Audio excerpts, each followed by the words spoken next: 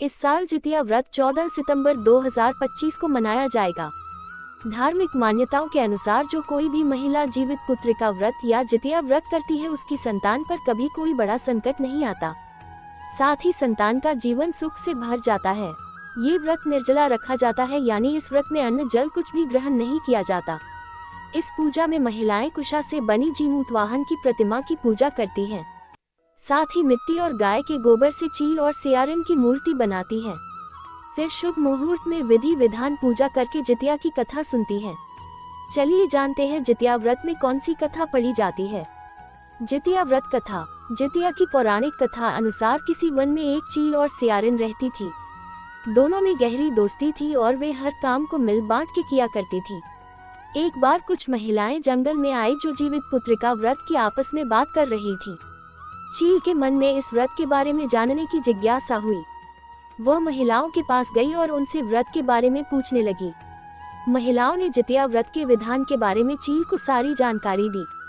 चील ने जाकर इस व्रत के बारे में अपनी मित्र सियारिन को बताया, जिसके बाद दोनों ने जितिया माता का व्रत और पूजन करने का निर्णय लिया।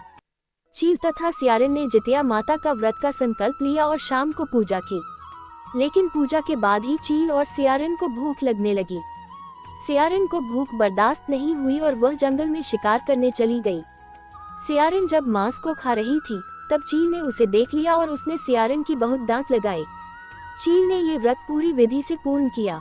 फिर अगले जन्म में सियारिन और चील का जन्म बहन के रूप में एक प्रतापी राजा के यहाँ हुआ।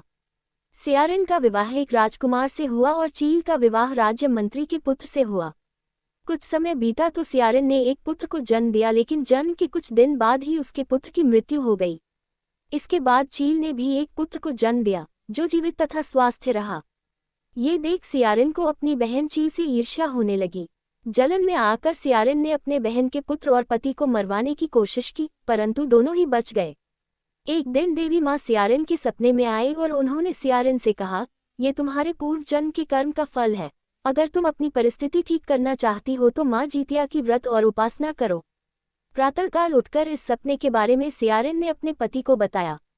सियारिन के पति ने ये सुन सियारिन को ये व्रत करने के लिए कहा और उसकी बहन चील से माफी मांगने को बोला।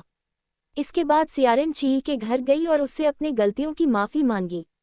सियारिन को उसकी गलतियों पर पछतावा देखकर चील ने उसे माफ कर दिया। अगले साल जब जितिया व्रत पड़ा तो ये व्रत सियारिन और उसकी बहन चील दोनों ने एक साथ रखा। माता जितिया ने प्रसन्न होकर सियारिन को पुत्र प्राप्ति का आशीर्वाद दिया। कुछ दिनों बाद ही सियारिन ने एक सुंदर बालक को जन्म दिया।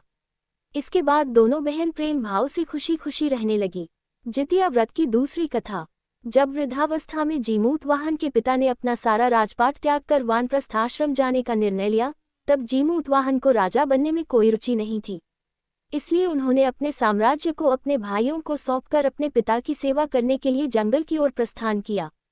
जीमूत वाहन का विवाह मलयवती नामक एक राजकन्या से हुआ। एक दिन जीमूत वाहन जब जंगल में जा रहे थे तो उन्हें एक बूढ़ी महिला रोते हुए दिखी। जीमूत वाहन को पता चला कि वह नागवंश की स्त्री है।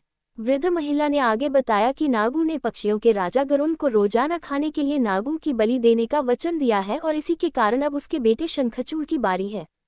ये सुन जीमूत वाहन ने महिला को कहा कि वह स्वयं अपनी बलि दे देंगे। इसके बाद जीमूत वाहन ने शंखचूड़ से लाल कपड़ा लिया और वह अपनी बलि देने के लिए चट्टान पर लेट गए। जब गरुड़ आए तो उन्होंने लाल कपड़े में ढके जीव को देखा और वह उसे पहाड़ की ऊंचाई पर उठा ले गए। पंजों में जकड़े हुए जब पीड़ा के कारण जीमूत वाहन कराहने लगे और तब गरुड़ की उन पर नजर पड़ी और उन्होंने जीमूत वाहन से पूछा कि वो कौन है और नागों के स्थान पर वह क्या कर रहे हैं। इसके बाद जीमूत वाहन ने गरुड़ राज को पूरी बात बताई।